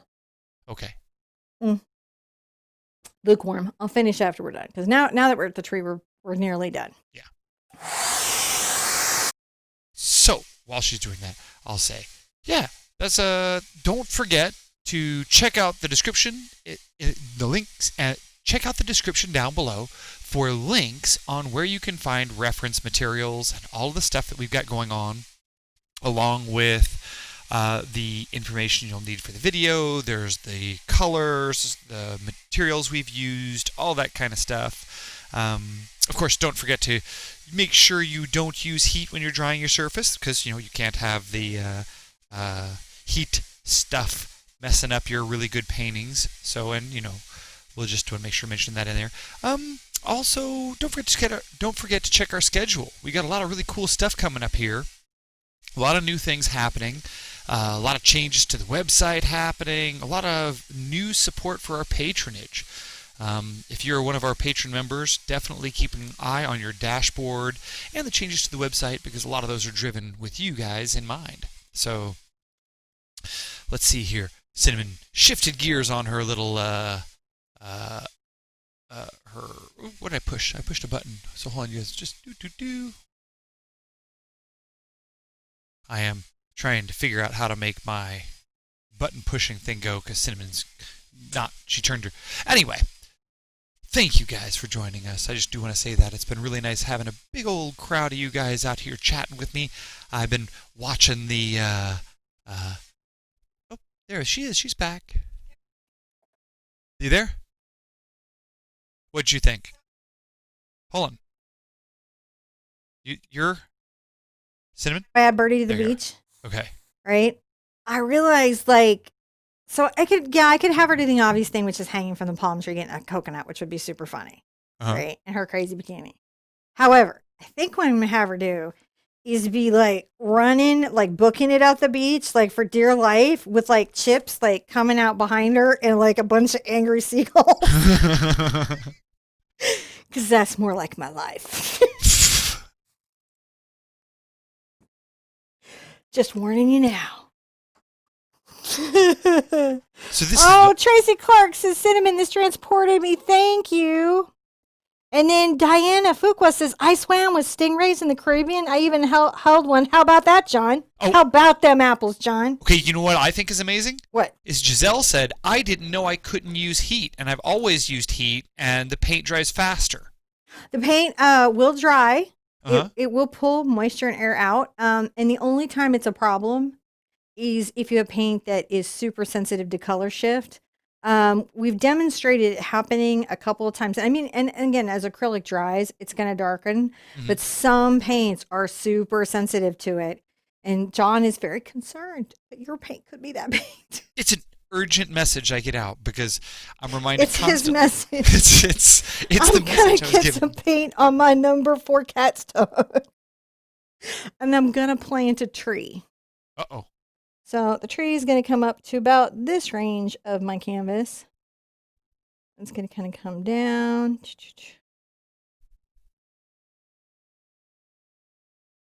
So, interesting. You plant your tree in the sky first. I just need to know its spatial relationship to everything. Because if I go up too far with it, Yeah. then I can knock it back. That way I don't. Sometimes when you're doing one of these, you will get so excited about it. It's like way up here. And how is it that this is where do you have any suggestions on where you should put the horizon line when doing seascapes and landscapes?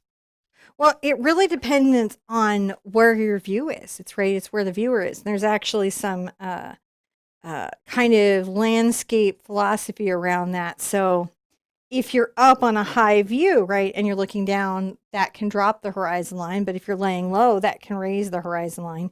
It's also framing it in your world, right? So this view is from the photographer. So I'm going to guess he's standing a bit back on the beach when he framed it, and he took this at he's probably like around 6 feet tall, and he had a tripod. Is my guess. Is that about your guess, John? Probably, yeah. Yeah. We could do a whole class on like how to find the horizon line. Though we did do a bit of atmospheric perspective in the Big Art Quest. I think I got a little crazy with my trunk there. Okay. And I'm just going to paint this brown first. Just because it gives me, a place.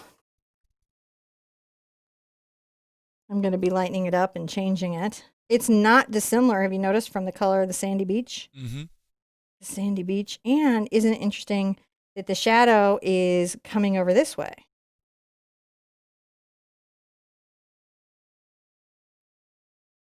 I can always come here and say, no, no, no. No, no, no.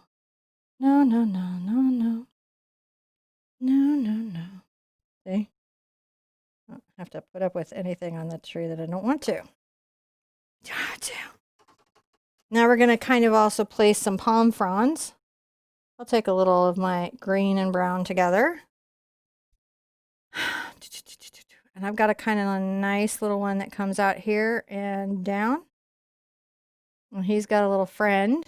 I want a little more brown on this. Maybe a lot more brown because that's just too much going on there. And he's got a little friend. Right. And then there's one kind of making its way down this way and off. I don't want to draw it in too strongly because I'm going to actually be shading the fronds. So I just want a little bit there just to know where it is. Right. And we're going to paint our furthest fronds back first. And then we'll paint the nearest fronds. So right now it looks like a brown spider in the sky. I don't know why the brown spider is in the sky. You know what that reminds me of? Not the spider in the studio. I'll tell you that right now. Don't you say it. It reminds me of like when you're driving through Nevada and you see one of those old signs that's sort of died by the side of the road with just the remnants of the palm tree that was the metal husk. You think? I'm taking a little bit of my burnt sienna and my ultramarine blue. And I'm going to make a little shadow. I've used glazing liquid. And I'm not going to make it even, right?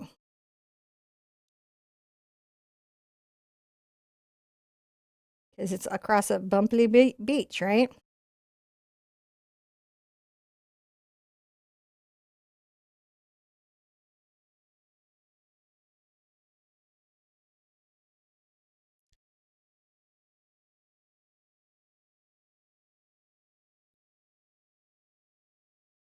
Now look at that. A little bit of a shadow going by.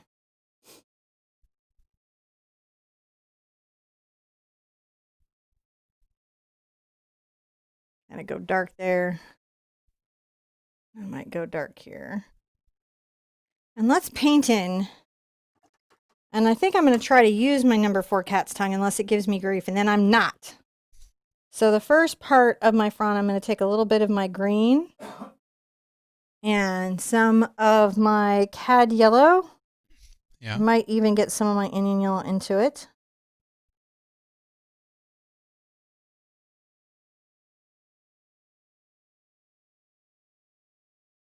And I may have to go to a more narrow brush because I want to be able to do fine lines.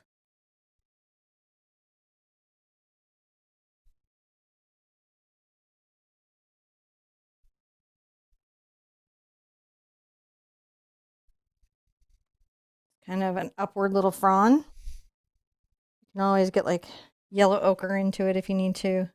See, gray the green. Just a bit. Because sometimes the fronds, let's do a downward frond, sir. Downward frond. Downward facing frond. That's the only yoga I do. Downward facing frond. And I'm going to bring some of these out. It's kind of like a little folded perspective, isn't it?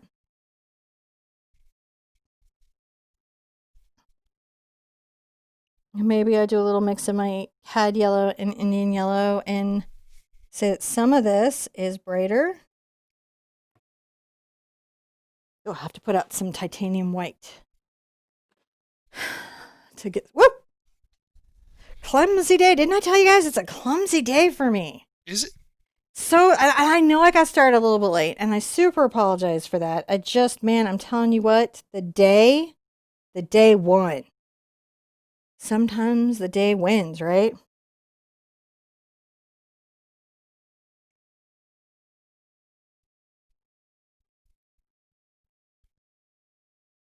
I think if I put a little cad red into my mix, it would be wonderful. And once again, guys, I didn't use any Naples yellow. What am I doing?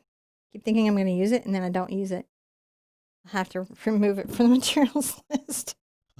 You guys are going to start disbelieving me when I say it's going to happen. It's going to happen. It's very nice sometimes to take orange into your green. It does some cool stuff.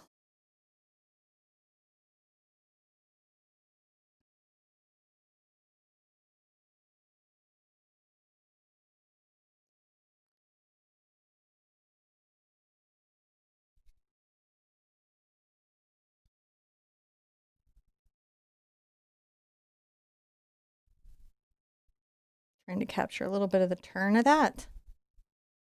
And then it kind of comes down. And then as I go back, you know, I can add more green into it.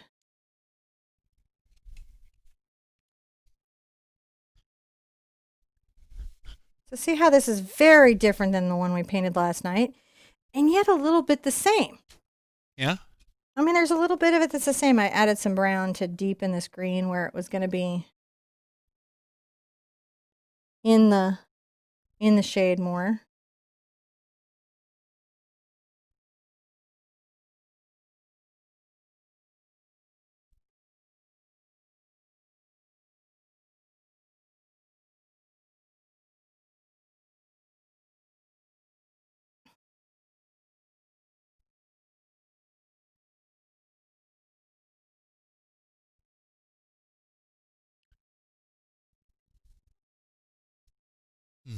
Bring that dark green out.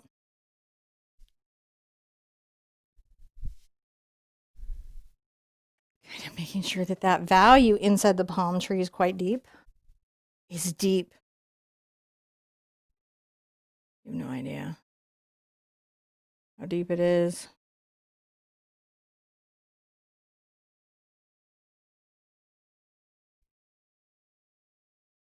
So sometimes it's really important that we put some dark values back there. And then I can come right here, even with all of that, and start to lighten it with my yellows.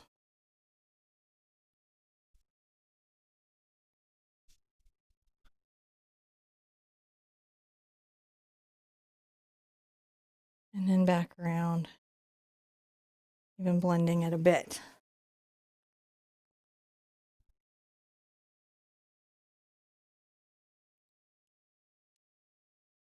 And this is just the first layer of the fronds. This is how we're building our bases in. Gotta build our base.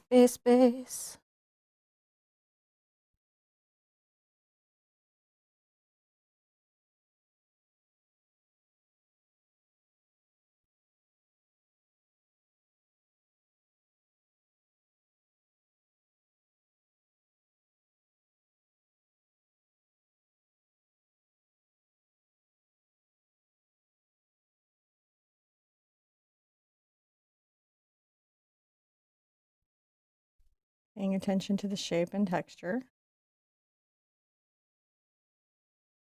See, a lot going on with palm trees, Yeah. isn't there? They're busy. They're busy. They're busy bees.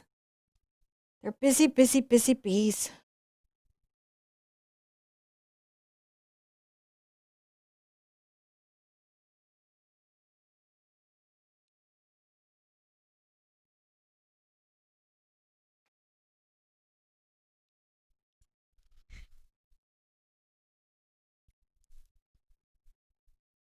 Very light green.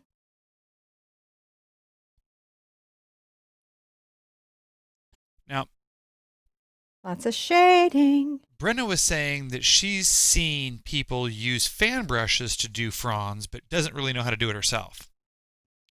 Brenda, I'm making a video tomorrow at the behest of John. And it's a crash course in fan brush.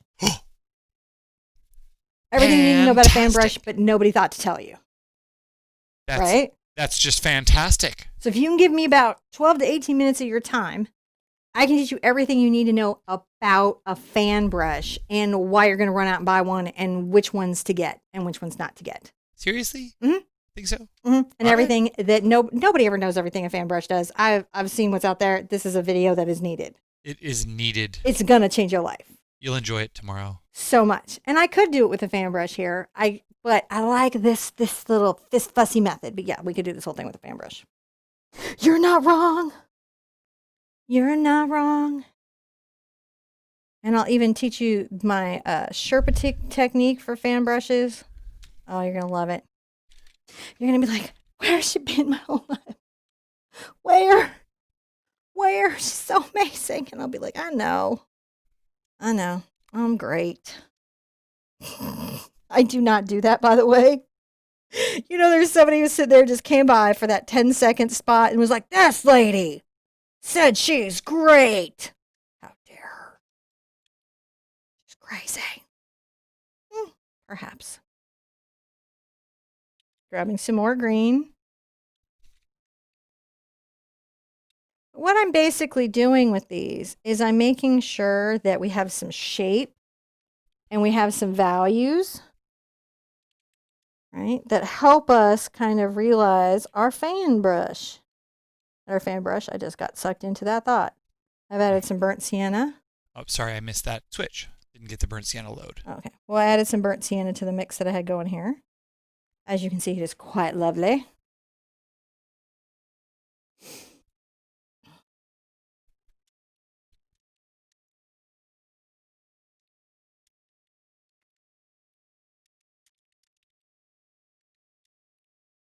I hope everybody wants a fan brush video because it's going to take a bunch of work tomorrow. Like, that 18 minutes will probably take most of our day. It's so weird how the shorter videos are the harder videos. But they are.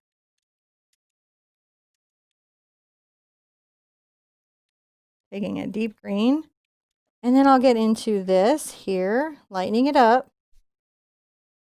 And then I'll have some more shades and values to add to it later in just a second. Right now, we're getting that basis up. And it already kind of looks amazing, doesn't it? Mm-hmm. We've just barely touched it. We're thinking about it, but we haven't really. We're just like, hey, we thought we'd add some paint. Hey. We thought we'd get in the way. Hey. I'm going to go ahead and here and make sure that this is nice and dark.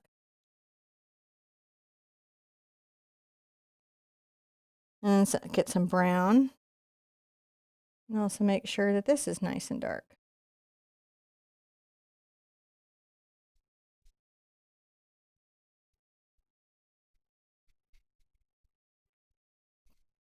That's a little brown stuff.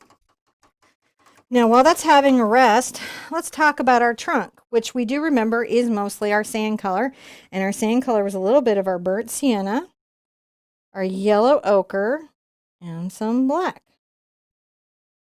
And then a lot of white, which we'll put out some more white in a second. But let's go here and see if we can capture that tree bark. In this case, I might even get a little cad yellow into it, just so it feels a little different than the sand.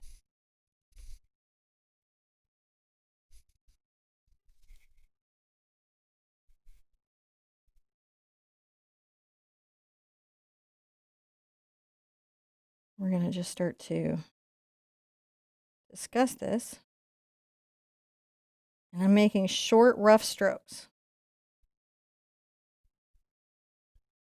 So if you're interested in knowing what time tomorrow and where you will be live or broadcasting or dropping stuff. I'm not live. We're recording. But where would we find that information out? Like if you wanted to know. When I'm going to be live. Okay, so there's some places. You can go to the website, to the calendar. What's our website? TheArtSherpa.com. Is it? Mm-hmm. So if someone never heard of you before, they might try TheArtSherpa.com and because find there's a calendar there, and if you check the calendar, we're going to come along this here and start to shade this little tree. So that's a good place to go. I'm going to pull that back. Great place to find out scheduling and information of what is going on. For sure. Facebook can be nice as well,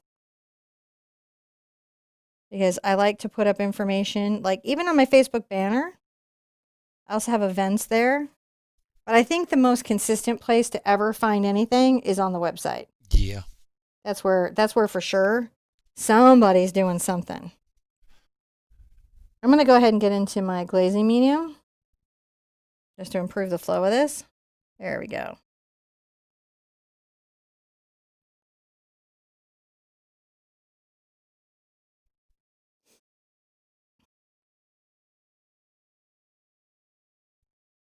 I'm just sort of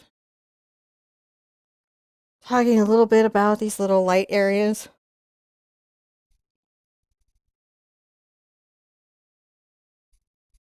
Now, also on the bark is kind of like this brown stuff.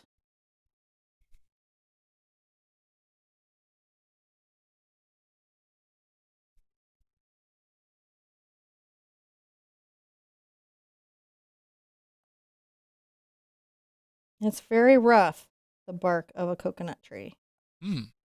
I've never actually, I don't think, been close to a coconut tree. I mean, not. I'm sure I'm sure I have, but I mean, like, not in a way that I could say I know what coconut tree bark feels like.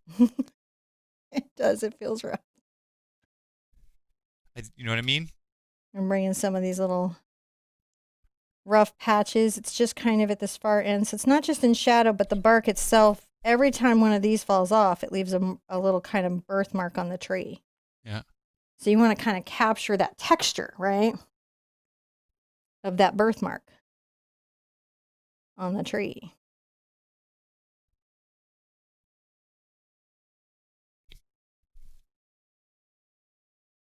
This is sort of like shading on those roots. How we do? We shade those roots. Shade them.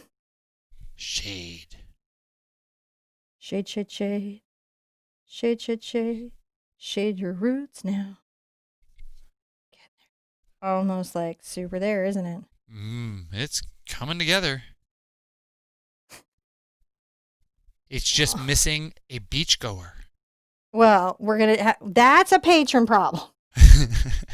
That's a problem for another day. I'm making a lighter value for my shadow. All the folks over there in India, they're up at 1:20 in the morning watching and saying, I'm in it till you're done. Thank you, India. Remember, we have the evening shows on Friday, which is like late. It's like 10:30 your time at night. Yeah. But it's not 1:30 in the morning, which, oh my gosh, thank you for being up 1:30 in the morning with us. Thank you. You know what Gurnett could validate for us is that we read that there was just one time zone across India. So that was that we were trying to figure that out. I could have actually done some research between, but instead I'm just going to rely on the conversation between our patronage and our patrons here in chat with us to tell us, is there just one? We'll have to learn the old-fashioned way, word of mouth. I'm adding some of my burnt sienna in there. I'm going to make sure that this, has that sort of kind of thing going on. I like that. It's pretty textural. Pretty textural. Let's put out some more white. Values are of importance. Mm-hmm. And then we'll add maybe. All right, let's make sure. So I've kind of got some palm tree color on here, but I want a lighter value of palm tree color. So it's like almost white. Mm-hmm. I'm going to.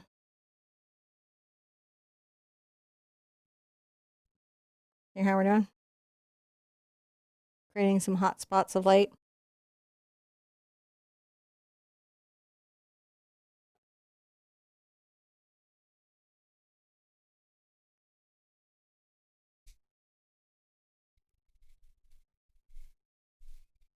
Just right here, kind of at the center of the tree where the most light would be at. So that's got that nice hot spot. Hot spots are really important.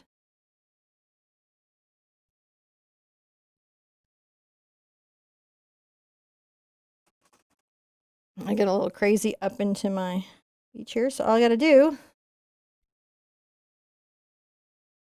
just kind of fix that boo-boo. Here in the tree.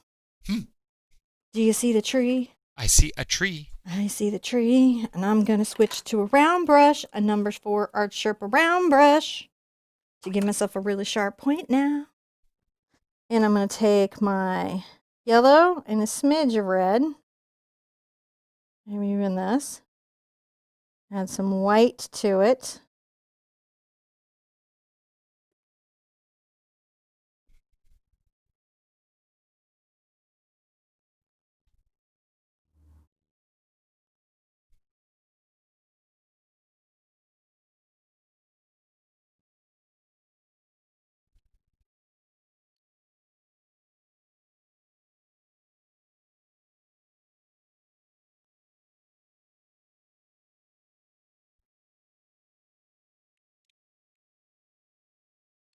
So these are kind of the spines of the leaves that we're talking about a bit.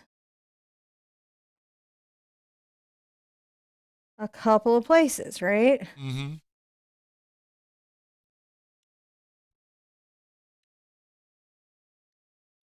We want to talk a little bit about the spines of the leaves.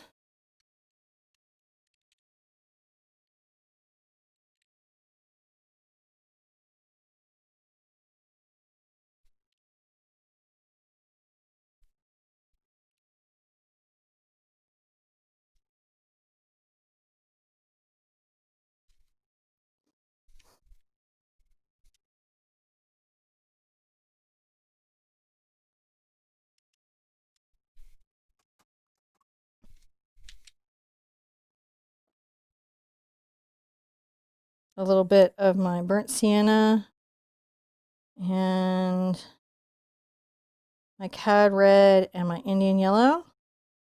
I might even get some of my, that's titanium white. Oops. And that's what I mean by it's just too strong of a tinting color.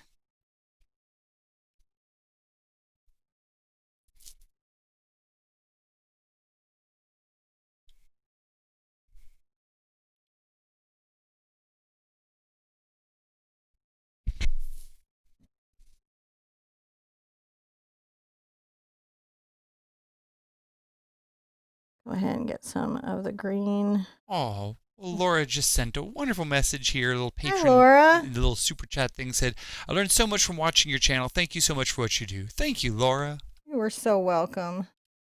And there's little palm tree emojis going on. Deep value inside the palm tree. Right? We need some deep values. Some Adams family values. That's what we need. Deep values. We're going to take a little of our green and our cad yellow. Get some Indian yellow into that. Lighten it up.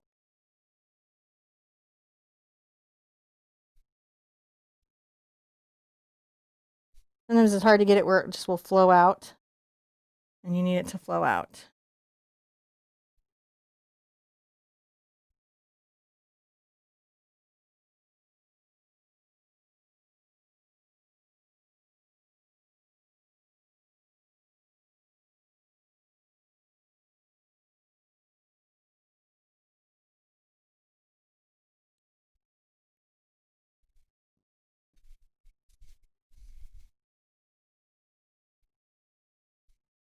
Little subtle touches. So why are you putting those little? These are the little ribs and highlights, and I want to just make sure that these fronds look as multitonal You were just getting quiet, so I wanted to and make sure. gemmy as they are. Yeah. Explain why you're putting that funky color on the. So, well, because it has a funky color. That what is that color you're using? I'm making kind of an orange, and I'm mixing it into my green.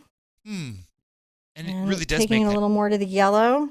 Because Makes if you that- look, I mean, look at these colors. They're very, very variant on these little palm fronds, right? And I think that makes it look very real because there's always so many subtle color shifts in them. You know what I mean? And then also these little lines of texture kind of make it seem like it is. Patty says this palm tree is amazing. Thank you, Patty. We're gonna get some bubbles going here before we go though. Are we? Yeah, I'm gonna let you I'm finish gonna up add your a little bit of orange to everything, and I'm gonna come in there and it's okay if it has some white, but I got to get it going orange. You seem to be deep in the fronds right I'm now. deep in the fronds, man. I'm deep in these fronds, anyways. Let's put some orange little guys out here.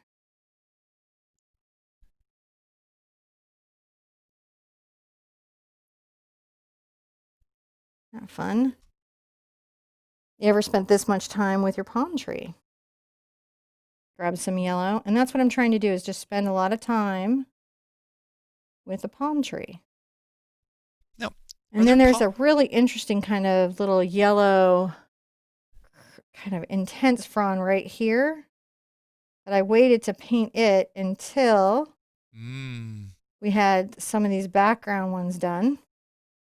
Because it's so noticeable.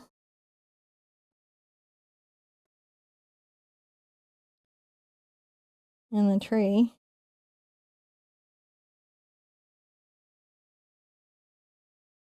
That one was so yellow. Probably the most yellow of the fronds that we had going on in the tree. And then we get right back into these oranges.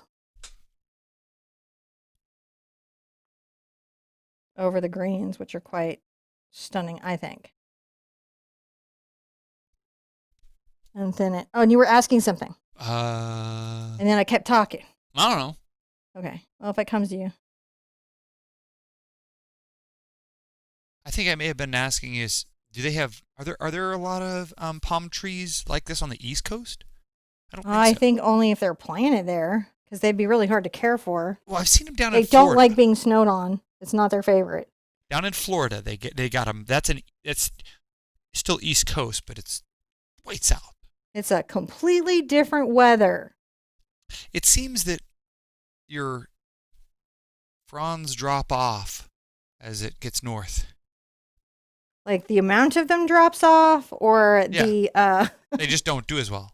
Okay. I was about to be like, Maybe, you mean the physical fronds are dropping off, or? Yeah, they're just not having as many of them. There is a drop off of palm trees. Not having.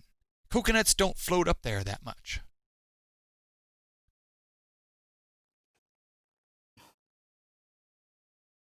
Isn't this wonderful to see this palm come together?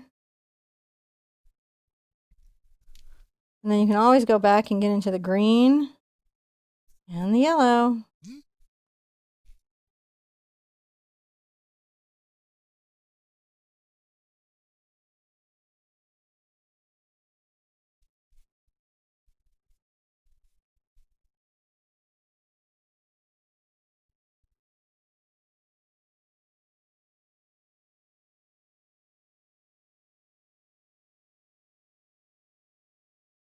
Just pulling some colors through.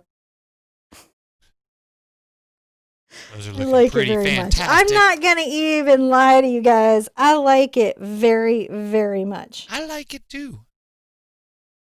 I don't know why anyone would lie about their state of palm love, but, you know, if I was going to lie about it, I'm not gonna. I wasn't going to lie about it.